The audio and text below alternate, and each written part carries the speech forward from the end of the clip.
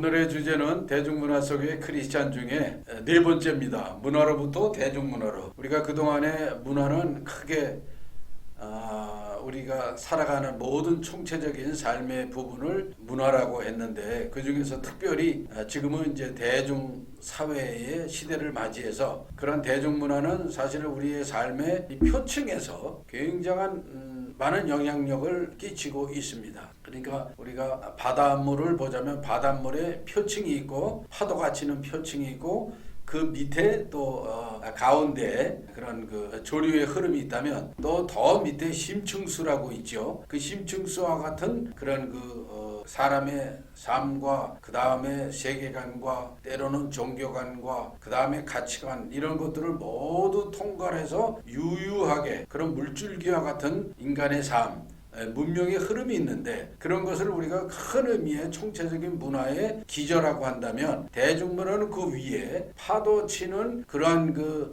매일의 삶 속에서 영향을 서로 주고받고 하는 아주 일차적인 의미의 그러한 문화, 그래서 대중사회의 문화를 대중문화라고 부르는데, 그런 그 대중문화의 시대를 우리가 지금 살아가고 있습니다. 예전에는 삼강오륜, 유교적으로 삼강오륜, 거기에 군신유의하고 부자유친하며 여러 가지 귀한 그 전통적인 가치들이 있습니다만, 그러나 지금은 삼강오륜의 그러한 그 가치관대로 사회가 작동하는 것만은 아니죠. 예를 들자면 뭐 학생이라든가 그 다음에 특정 계층의 어떤 인권 문제를 통해 가지고 사회의 큰 흐름들을 새롭게 바꿔보려고 하는 그런 움직임들도 일어나고 있고, 학교에서는 선생님이 학생들을 가르치다가 때로는 뭐 매를 든다든가 역정을 내다든가 하면은, 지금은 학생들이 그거를 핸드폰에 찍어가지고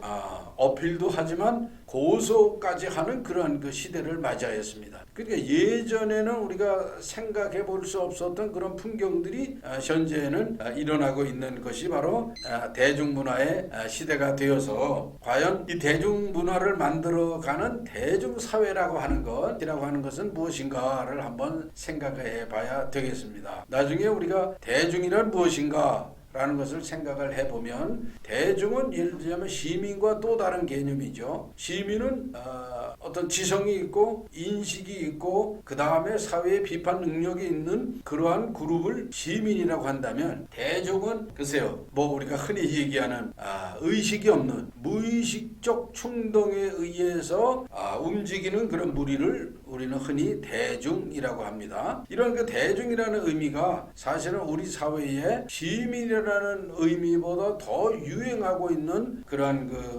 개념이 아닌가, 이렇게 생각을 해보면서 대중사회의 특징을 살펴보면서 거기에서 일어나는 대중문화는 과연 무엇인가 하는 것을 살펴보도록 하겠습니다. 대중사회의 특징은 개인 경험이 일단 등장했다는 거죠. 그래서 예전에 보면은 뭐 봉건사회는 말할 것도 없지만은, 우리가 최근에 한번 60, 70년대까지만 해도 개인의 경험이 그렇게 많이 사회적으로 어필을 하지를 않았어요. 그래서 예를 들자면 학생이면 학생이라고 하는 대표성, 직장인이면 직장인이라고 하는 대표성, 가장이면 가장이라고 하는 대표성, 주부면 주부라고 하는 대표성이 그런 그 사회의 윤리나 도덕이라든가 가치관들을 표현을 했는데, 예를 들자면 우리가 IMF 시대를 당하여서 사실은 한 30년 벌써 흘러간 그런 세월이 돼가고 있죠. 그 IMF 시대에 고개 숙인 아버지, 물론 많은 아버지가 고개 숙인 것은 아니고, 그다음에 많은 아버지들이 명퇴를 당한 것은 아니지만, 그러나 일부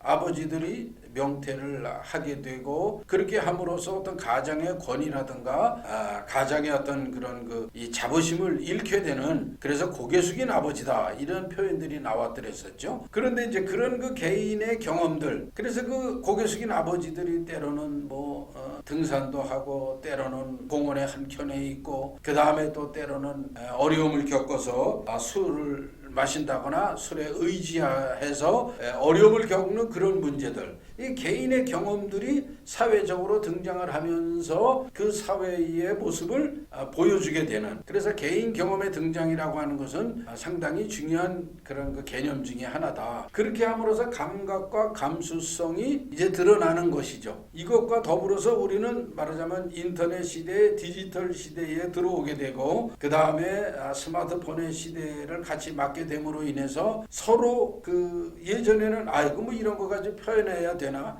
이런 건 뭐 얘기할 필요가 없지, 이렇게 했던 일종의 체면 문화, 때로는 가식의 문화, 우리 페르소나라고 표현을 합니다만 점자를 떨고 체면을 떨던 그런 문화에서 이제는 그럴 필요가 없는 거죠. 자기의 느낌과 생각과 감성을 그대로 표현하는 감각과 감수성이 폭로가 되는 그런 문화가 되었다. 그래서 드라마에 보면은 예전에는 뭐 시어머니의 그런 거 권위가 많이 등장을 했습니다. 그러나 이제는 드라마에서 보면은 며느리의 그런 뭐 반발이라고 그럴까요? 며느리의 저항, 이런 것들이 드라마에서 많이 등장을 하죠. 때로는 감각과 감수성이라는 걸 통해서 드라마를 보면 욕이 굉장히 많이 등장을 합니다. 영화는 더하죠. 예를 들자면 뭐 15세 또는 19금의 그런 그 영화 같은 데 보면 뭐 욕이 아주 난무합니다. 감각과 감수성이라고 하는 게 예전에는 어떤 윤리 도덕이라든가 사회적인 관념에 의해서 또는 방송 윤리에 의해서 가려지고 절제가 되고, 나쁜 말로 하자면 말하자면 컨트롤이죠. 검열이 되었다고 한다면 이제는 상당 부분 그것이 어떤 검열이라든가 자기 절제들을 다 배제하고 그대로 노출이 되는 시대가 바로 대중사회의 특징이다. 의상을 보자면 예전에 뭐 우리 뭐 70년대, 뭐 80년대 초까지만 해도 여성의 어떤 패션 그러면 치마의 길이, 이걸 가지고 얘기했지 않습니까? 그래서 롱 스커트, 미디 이렇게 이제 얘기를 했는데, 지금은 미니는 뭐 일반적인 그런 거죠. 지금은 더 짧은 그런 그 핫 팬티 같은 의상. 다시 말해서 내가 표출하고자 하는 의상, 감각과 감수성을 숨길 필요가 없다라고 하는 그런 시대가 된 것이죠. 예전에는 몸에 문신을 한다거나 그러면 물론 뭐 이렇게 하트를 그리고 하는 그런 문신이라 할지라도 상당히 가리고 그랬어요. 그러나 지금은 뭐 용의 문신 또는 뱀의 문신 또는 사자 뭐 이런 거를 등에 탁 또는 팔뚝에다가 새기고 여름과 같은 때 거리를 활보하는 그런 모습을 볼 수가 있습니다. 감각과 감수성이 지금은 노출되고 폭로하는 그런 시대가 되어서 자기의 세계를 숨기는 시대가 아니다. 이제는 이런 것을 우리가 알 수가 있겠습니다. 자, 그 다음에 타인의 인격과 감정에 무관심하고 민감하다라고 하는 이 두 가지 양면성이에요. 이것도 여러분들이 아마 잘 아실 거예요. 우리 청소년들이 연예인의 생일이라든가 연예인의 무슨 기념일이다 그러면 뭐 어마어마하게 선물도 보내고 그래요. 그러면 저는 되묻고 싶습니다. 그 청소년들이 집안의 아버지 어머니의 생신을 기억을 하고 있을까? 잘 기억을 할까? 우리 집안에 뭐 형제들의 생일을 잘 기억하고 이렇게 챙겨주고 있을까? 그러나 자기가 좋아하는 연예인들은 뭐 엄청나게 챙기고 뭐 이런 식으로 감정을 표현하잖아요. 그 민감한 거죠. 그러나 무관심, 또 한쪽에 있어서는 무시하고 무관심하고, 이런 것이 우리 대중사회의 한 특징이다, 이렇게 볼 수가 있겠습니다. 뭐 직장인들도 그런 면에서는 상당히 이 타인의 인격과 감정에 갑질이라는 말도 나오죠. 이거는 타인의 인격과 감정에 무관심한 거예요. 당신이 어떻게 느끼든지, 나의 아랫사람 어떻게 느끼든지 관계없이 내가 할 말을 해버리고 또는 절제 없이 그것을 해버리는, 예를 들면 언어폭력, 감정의 폭력과 같은 일들이 직장 안에서도 이루어지고 있는 모습이죠. 이 타인의 인격과 감정에 무관심한 것이 그런 의미의 어떤 감정적 갑질 아니겠는가. 그러나 또 한쪽에서는 나에 대해서는 왜 그렇게 또 민감하게 반응을 하는지, 이것이 바로 대중사회가 가지고 있는 어떤 이중적인 모습이다라고 볼 수가 있겠습니다. 또 이제 대중사회의 특징은 뭐냐면 소비사회입니다. 기업들이 물건을 만들어서 서로 팔고 사고 하는 그런 소비사회가 됐는데, 이 소비사회가 어디까지 갔느냐, 우리가 먹고 마시는 어떤 음식의 문제, 의식주의 문제만이 아니라 우리의 정신적인 것까지 소비가 됐어요. 그래서 학생들이 학원에 가서 공부를 하지 않습니까? 일종의 사교육을 소비하는 거죠. 교육을 소비하는 겁니다. 대학에 입시를 놓고 보면 사교육을 받았느냐 안 받았느냐에 따라서 상위권의 대학을 갈 수 있느냐 못 가느냐에 이런 어떤 경계선이 이루어진다고 그럽니다. 물론 우리는 지금 교육이 평준화가 되고, 그렇죠, 개천에서도 용나는 시대이니까 무슨 사교육이 그렇게 중요하냐라고 생각할 수가 있겠습니다. 그리고 그렇게 반문할 수가 있지만은, 그럼에도 불구하고 통계적으로 부모의 경제력, 부모가 어느 정도의 소득을 갖고 있느냐에 따라서 사교육을 시킬 수 있느냐, 그리고 그 사교육을 어떻게 받았느냐에 따라서 상위권 대학에 갈 수 있느냐 하는 것들이 통계로 잡히고 있는 거죠. 그러니까 소비가 의식주라고 하는 인간의 가장 기본적인 먹고 마시고 거주하는 이러한 것이 소비되는 그 이상의 것, 다시 말해 정신적인 것까지도 이제는 서로 사고 팔고, 나는 공부를 안 합니다. 그러나 내가 돈을 주고 어떤 사전을 사면은, 예를 들자면 공부한 것과 같은 그런 뿌듯함, 예전에는 도서관 가서 책을 읽어야 되고 책을 사서 봐야 되는 그런 시대였다면, 이제는 자그마한 USB 하나에 책이 수백 권 수천 권이 다 들어가 있고 지식이 그런 기계 속에 다 들어가 있어가지고 우리가 몇만 원이면 예전에 몇백만 원 주고 사야 되는 그 어마어마한 고가의 아주 귀한 그 전집류들을 지금은 아주 쉽게 살 수가 있고 쉽게 공부할 수가 있는 거죠. 그게 바로 소비사회. 지식도 이제는 소비학의 문화소비라는 개념이 이제 등장을 합니다. 그래서 어디까지가 우리가 소비를 하느냐,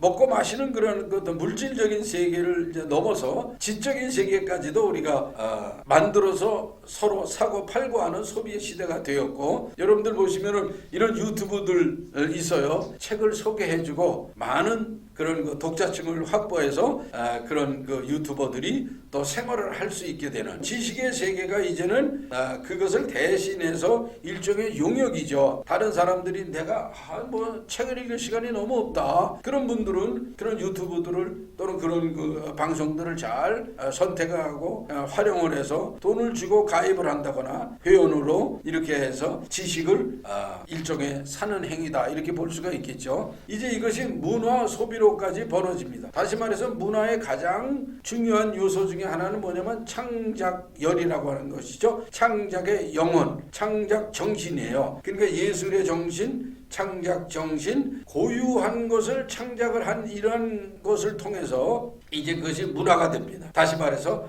파리라든가 이태리라든가 우리나라도 마찬가지죠. 우리나라의 유명한 패셔니스트들이 멋있게 옷을 만들어 가지고 그것을 유행을 시키면 모든 사람들이 그것을 소비할 수 있는 문화의 소비입니다. 어느 피아니스트가 연주를 멋있게 했어요. 그러면 이제 그것을 우리는 음원, 그래서 그를 돈을 주고 사서 우리가 편안한 시간에 또 향유하고 누릴 수 있는 것, 이것이 바로 문화의 소비다. 우리가 얘기한 지식의 세계도 문화의 소비로서 이제는 바뀌어가는 시대에 있기 때문에, 어떻게 보면 이제는 머리를 써서 내가 그렇게 열심히 공부하고 탐독하고 해야 될 그런 필요를 별로 못 느끼고, 돈을 가지고 있으면 언제든지 그런 지식의 세계까지도 획득할 수 있는 그런 자신감을 갖게 되는 시대가 바로 문화의 소비의 시대이다 하는 것을 우리가 기억을 하시면, 우리 시대에 이 서로 소통하고 있는 문화적인 많은 재화들을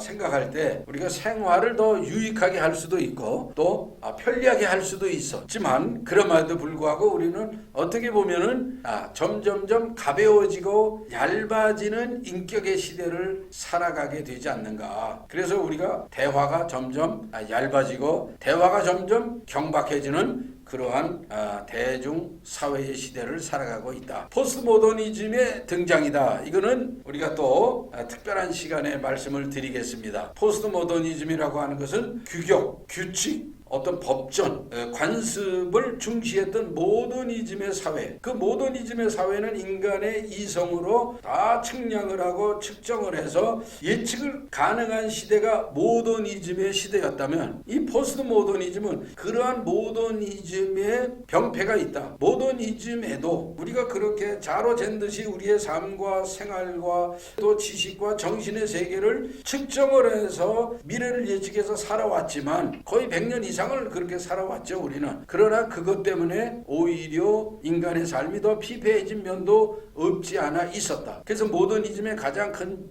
폐해라면은 우리의 정신도 도구화를 만들었다는 거예요. 우리의 지식의 세계도 뭐가 됐느냐? 수단이 됐다는 거죠. 나의 목적을 달성하기 위한 수단이 됐어요. 우리의 정신은 고도의 인간의 사회를 더 아름답게, 진선미, 진정한 가치가 무엇이냐? 나쁘고 선한 가치가 무엇이냐? 추악하고 아름다움, 아름다움의 가치가 무엇이냐? 진선미의 세계를 끊임없이 고민하고 고뇌해서 그것을 개발해 나가는 것이 바로 우리에게 주어진 정신. 하나님께서 우리에게 이성이라고 하는 것을 주셨는데요. 그 이성으로 우리가 찾아가고자 해야 되는 것은 뭐냐면 바로 하나님께서 우리에게 주신 그러한 그 진리의 세계를 계속 탐구하고 탐험해서 보다 더 아름다운 세계, 물론 궁극적으로는 하나님의 진리의 세계를 우리가 성령에 의해서 깨닫는 거지만, 그러나 그 단계 전까지는 이 자연의 진리의 세계, 자연 안에 있는 진리의 세계를 어떻게 하면 우리가 개발할 수 있는가 하는 것이 정신인데, 그 모더니즘이 그것을 추구하다가 그만 뭐가 됐느냐? 우리의 정신이 도구가 돼버렸어요. 우리의 목적을 이루기 위한 수단이 돼버렸기 때문에 정신도 타락을 하게 되었다 그거죠. 그래서 포스트 모더니즘은 이러한 정신의 타락으로부터 새로운 그런 그 모더니즘을 하자라고 하는 것이 포스트 모더니즘이었는데, 이것에 의해서 대중사회가 급격하게 변혁이 되었다. 그 대중사회로부터 나와 있는 대중문화의 특징은 많은 사람들이 폭넓게 좋아하는 문화다. 이건 이제 레이먼 윌리엄스라고 하는 그 학자가 한 이야기를 정리를 한 겁니다. 단순히 많은 사람들이 폭넓게 좋아하는 문화가 대중문화다. 그러니까 대중사회는 뭐냐? 단순히 많은 사람들이 폭넓게 유통하는 사회가 대중사회고, 거기서부터 파생된 문화가 대중문화다라는 것이죠. 그 다음에 대중으로부터 발생된 문화가 대중문화다. 그럼 이 대중은 무엇이냐? 우리가 의식적이고 사회 비평적이고 그 다음에 우리의 삶을 객관적으로 바라볼 수 있는 시민적 의식으로부터 그 의식이 사라지고 욕망, 그 다음에 사람들의 어떤 그런 야망으로 뭉쳐져 있는 그런 하나의 무의식적 집단입니다. 우리가 집단 지성이라고 하는 그 안에는 그 지성을 통해서 우리의 사회를 점점 더 개량하고 개혁하려고 하는 의지가 있는 것이 집단 지성이라면, 대중은 그런 집단 지성이 존재하지 않는 그런 무리죠. 그래서 예를 들자면 여러분들이 백화점에 가가지고요, 이런 경우들이 있어요. 사람들이 처음에 자기의 안목과 자기의 어떤 그런 생각을 가지고 물건을 쫙 보고 오늘은 무엇을 살 것인가, 어떤 분은 또 노트에다가 메모에다가 오늘은 뭐 살 것이다를 다 계획을 하고 백화점에 옵니다. 그런데 갑자기 이런 방송이 나와요. 여러분들 2층에 어느 코너에 가시면 지금 3만 원짜리가 단전 5천 원에 팝니다. 이렇게 이제 방송이 나오면 사람들이 갑자기 발걸음들이 다 움직여요. 그래가지고 그 층을 향해서 다 뛰는 겁니다. 그러면서 뭐 때로는 부딪히기도 하고 왜 부딪혀요? 그러면서 거기 가보니, 저도 한번 가봤거든요. 그런 현장에 갔더니 뭐 난리예요. 서로 옷을 헤치면서 거기에서 자기가 원하는 옷들을 찾으려고. 근데 왜 그러냐? 이 몇만 원짜리를 단돈 5천 원에 판다 그러니까 죄송합니다만 눈이 이제 뒤집혀진 거죠. 그래가지고 거기를 뛰어가고 내가 왜 백화점에 마트에 왔는지 생각은 없어졌어요. 단지 그 5천 원짜리를 내가 오늘 획득해야 된다. 이건 대박이다 그러면서 사람들이 몰려들어서 가보니까 정말 이건 뭐 보통 난장판이 아닌 그런 광경을 목격하게 됐습니다. 바로 그러한 그 현상, 이것이 뭐냐? 대중의 현상이라는 거죠. 점잖고 그래도 가서 한번 잘 멋있게 골라봐 이런 거 없어요. 왜? 서로 많은 사람들이 가기 때문에. 이게 지금 우리 사회에, 물론 뭐 한국 사회만은 아니죠. 우리 여러분들 죄송한 표현이지만은 영끌족이라고 있지 않습니까? 영끌족. 집값이 점점 오르기 시작하고 사람들에게 불안이 생겨요. 그래서 이렇게 오르다가는 정말 내 월급을 저축을 해도 집을 살 수 없지 않을까? 그러면 대출을 받자. 능력이 될까? 그냥 능력의 범위 안에서 대출을 받는 게 아니라 이제 많은 것을 대출을 받아요. 서로들 이렇게 경쟁적으로, 다시 말해서 이성과 절제된 것이 빠지고, 그래서 우리 사회에 참 영혼을 팔아서 무엇을 살 수밖에 없는 시대에는 우리 시민들이 대중이 돼버린 그러한 모습이 참 안타깝지 않았는가. 그래서 우리는 사실은 주님 말씀처럼 시대를 분별하고 때가 어느 때인지 깨어서 이 시기에 분별해야 되는 그런 분별력을 가져야 되겠다는 것입니다. 자, 고급 문화라고 결정된 것 이외의 문화 현상이 대중사회이고 대중문화이다. 그러면 고급 문화라고 하는 것은 뭐냐? 말씀드린 바와 같이 어떤 창작의 영혼, 뭔가를 내가 나의 모든 정신을 투여해서, 가치를 투여해서 아름다운 그런 것을 만들어 보겠다라고 하는 그 영혼, 창작, 정신, 예술의 정신, 예술혼, 그것이 고급 문화라고 한다면 이것이 이제 사라져버린 거예요. 뭐 돈이면 됐지, 유행이면 됐지, 인기면 됐지라고 해서 자기의 영혼을 팔아버리는 그러한 그 문화들이 바로 대중문화다. 자, 대량문화, 이거는 이제 복사와 복제로 이루어지는 문화입니다. 그래서 예전에는 어떤 예술가가 문화를 만들었어요. 그럼 그 문화가 지금은 기계로 다 복제가 되지 않습니까? 여러분들 다 많이 해보셨을 거예요. 이제는 불법 복제라고 하는 것까지 태어나가지고 많은 경우에 뭐 영화도 불법 복제를 한다든가 음악도 불법 복제를 한다든가, 그래서 그것을 만든 영화 제작자 또는 배우 또는 또 어떤 음악가들의 그 혼신을 투여해서 만든 예술의 정신, 예술혼이 그냥 어떤 사람들이 다 복사해가지고 그걸 오히려 또 자기가 싼 값에 팔아버리는, 이러해서 유행이 되는, 거기에는 그러니까 가치와 그 예술의 혼이 빠져버리는, 즐김만 나타나는 이런 것이 바로 복사와 복제를 통한 대중문화이다. 이거는 우리가 지양해야 되겠죠. 그 다음에 헤게모니의 산물이다. 헤게모니라고 하는 건 어떤 사회 지배계층이 자기들의 지배계층의 지적이고 도덕적이고 어떤 리더십이죠. 권력을 뺏기지는 않으려고 하면서 그것을 유지하면서 피지배계층에게 동의를 얻어서 피지배계층이 누리도록 해요. 그렇게 하면서 자기네들의 세계는 흔들리지 않게 하는 것이 헤게모니다. 그래서 헤게모니를 갖는다라고 하는 것은 어떤 뜻이냐면 자기는 권위 또는 자기의 특정한 어떤 특혜, 권력을 누리면서 다른 사람들로 하여금 그 모방적인 지배계층의 삶을 누리도록 하는 거죠. 그래도 내가 이러한 장식품을 가지고 그래도 이러한 그런 그 삶을 누리고 있어. 그 예전에 보시면 양반들이 누리던 것을 평민들이 누리게 해요. 왜냐하면 그걸 못 누리게 하면 평민들이 변혁이 일어나고 평민들로 하여금 양반에 대한 조소와 비판의 거리가 되기 때문에 양반들이 그래 이 정도는 해, 이 정도는 하고 살아, 이 정도는 입고 살아, 그렇게 하다가 평민들은 그거 하면서 그러니까 양반들에 대한 비판의식이 사라진다는 얘기죠. 그렇게 해서 생기는 권력들이 뭐냐?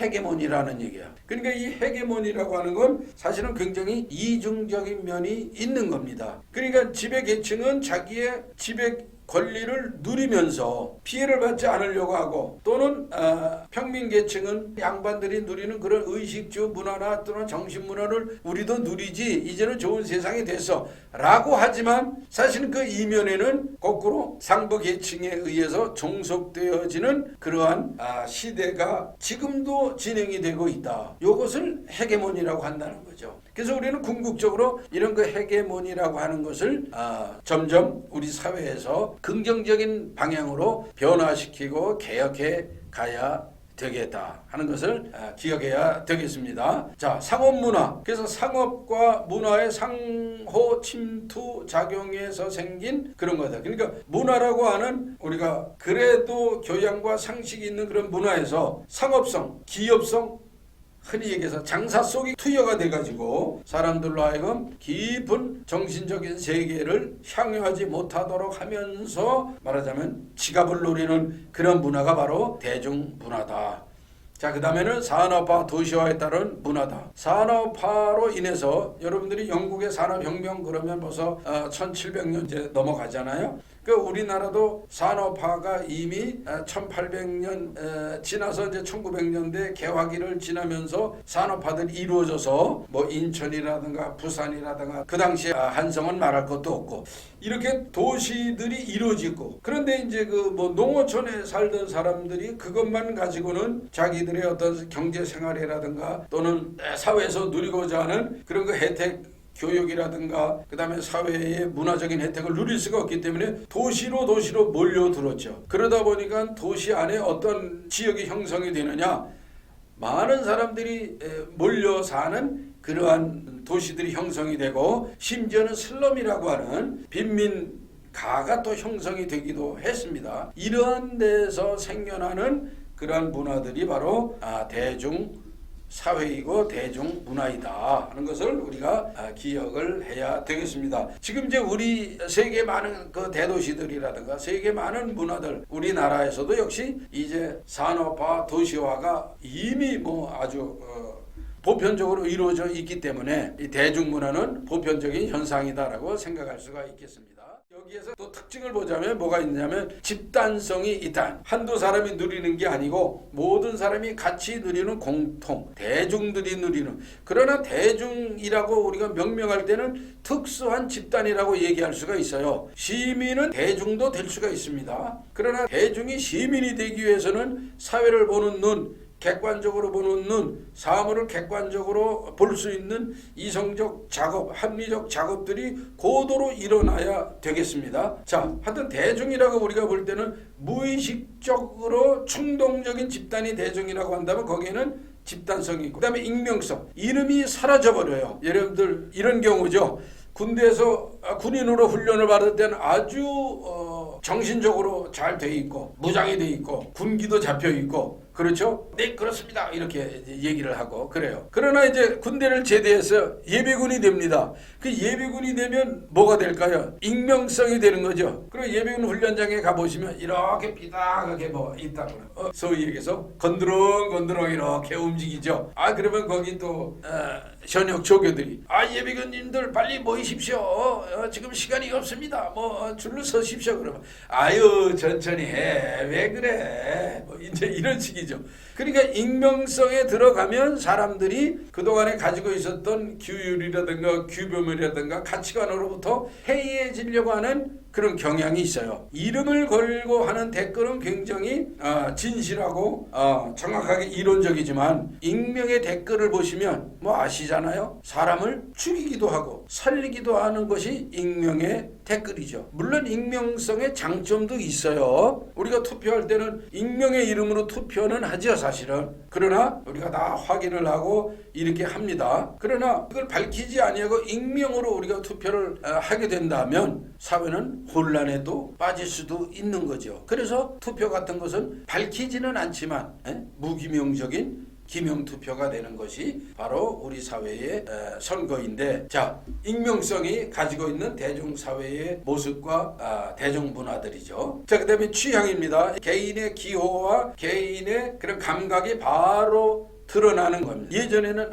그래도 이런 절기면은 이런 거를 먹어줘야지 이렇게 했지만은 지금은 그런 게 없어요. 여러분들 퓨전 음식이라고 많이 보셨잖아요. 이거는 중국 음식인지 한식인지 알 수가 없고, 이거는 양식인지 한식인지 알 수가 없는 개발된 그런 음식들이 많이 나와 있습니다. 그런 취향이 예전과는 다르다. 이거는 김치인지 김치가 아닌지 묘한 그런 그 어떤 개발된 음식들이 있다는 거죠. 이런 때 우리가 보면은 바로 대중사회 속의 대중문화라고 하는 건 어떤 특정한 가치를 가지고 특정한 어떤 규범에 의해서 형성되어 있는 문화도 있지만 그렇지 않은 게 오히려 더 많아서 때로는 모든 것이 다 허용되는 문화가 대중문화다라고 얘기할 수가 있겠습니다. 그 다음에 이제 감각 오락성입니다. 이거는 우리가 다 아시는 거죠. 이 대중 사회 속의 대중문화는 특별히 사람들의 어떤 감각을 잘 표출하게 함으로써 나타나는 거예요. 그 한동안 유행했던 그 트로트 열풍이 있지 않습니까? 그럼 이 트로트 열풍 이 노래에 얼마나 많은 그 이 사랑의 그 애절함, 내가 당신을 사랑해요라고. 그다음에 이제 또 사랑의 이별의 아픔, 내 마음은 너무 아프다. 이별의 아픔을 노래하고, 그래서 그 떠나간 님을 원망하고, 그래서 나는 다시는 사랑하지 않을 거야 뭐 이렇게 하고. 그러니까 우리 대중들이 느끼는 사랑이라면 그 사랑의 다양한 감정들 이런 것들을 그대로 표출을 하고, 이것을 또 어느 프로그램에서 인기 프로그램으로 또 만들고, 사람들이 거기에 소위 배틀하고 경연하고, 그렇게 해서 거기에 또 유명 가수들이 또 탄생을 하고, 기타 이러한 대중문화의 새로운 형성들이 생기는 것은 뭐냐? 오락성이라는 거죠. 오락성. 즐기고 즐겁고 그것이 가볍고 금방 지나가는 즐거움이라도 우리의 일상의 중압감, 일상의 스트레스를 날려줄 수 있다면, 마치 우리가 하나의 1,000원짜리 청량음료를 마시고 이거 좋다, 시원하다 이런 느낌이 있다면 우리는 거기에 몰려들고 같이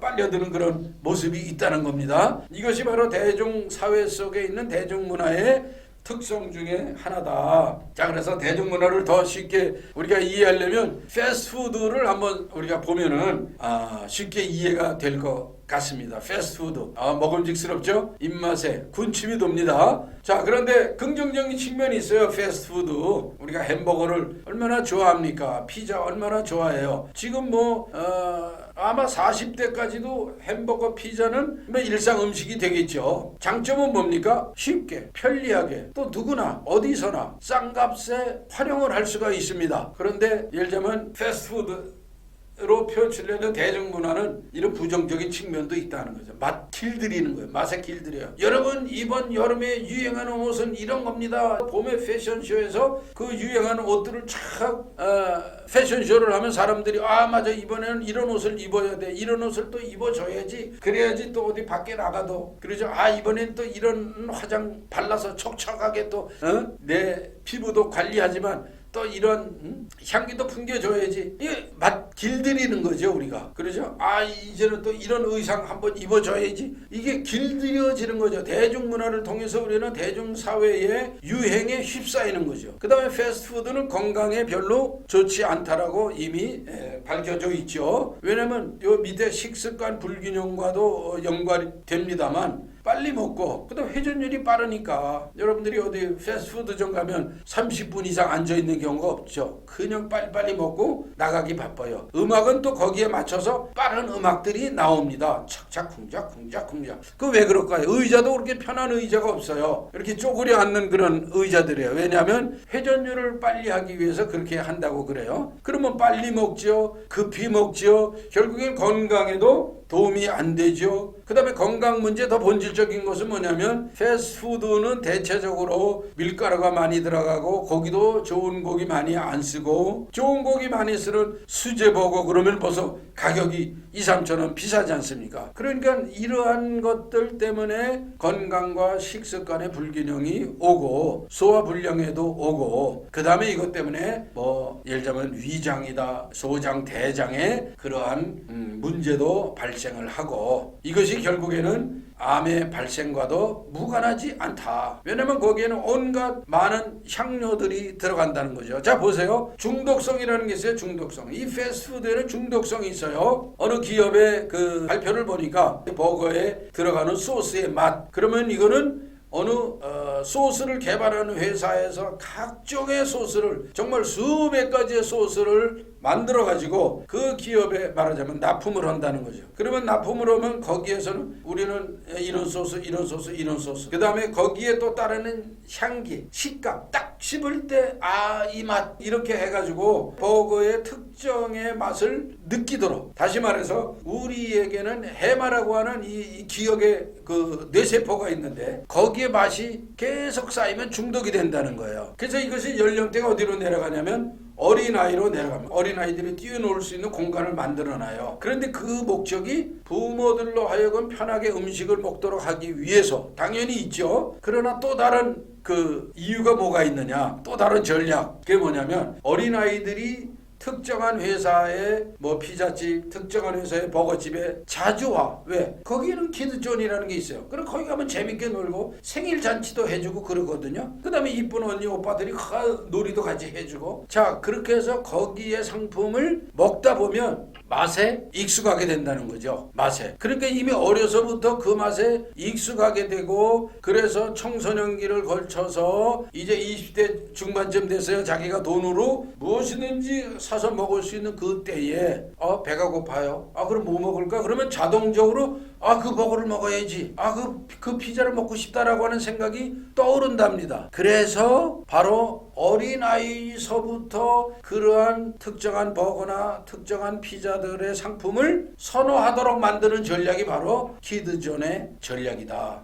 놀랍죠? 자, 그러면은 일종의 중독이죠. 맛이라든가 향기라든가 촉감에 대한 중독이 벌써 어려서부터 착상이 되는 겁니다. 자, 그 다음에 싼값에 사용이 가능하다. 패스트푸드가 싼값이라고 하는 건 좋은 점이라고도 했습니다. 그러나 거꾸로 보자면 싼 게 비지떡이죠. 그래서 더 향유를 해야 되는 고도의 맛과 고도의 그런 분위기를 누리기보다는 그저 빨리 먹고 내 일을 위해서 나가야 되는 그런 것이 바로 이런 그 패스트푸드, 다시 말하면 대중문화가 가지고 있는 모습이다. 문화의 경향은 무엇일까? 대중사회를 만들고 있는 이 대중문화, 다시 말해 현대문화의 경향이 있어요. 그건 뭐냐면 과학기술에 의존한다는 것이죠. 지금은 AI 시대를 맞이해가지고 과학기술이 없으면 우리가 되는 일이 없어요. 뭐 제가 그렇게 표현해도 되겠습니까? 되는 일이 없죠. 사실은 핸드폰이 있어야 되죠. 컴퓨터 있어야 되죠. 노트북 있어야 되죠. 여러분들이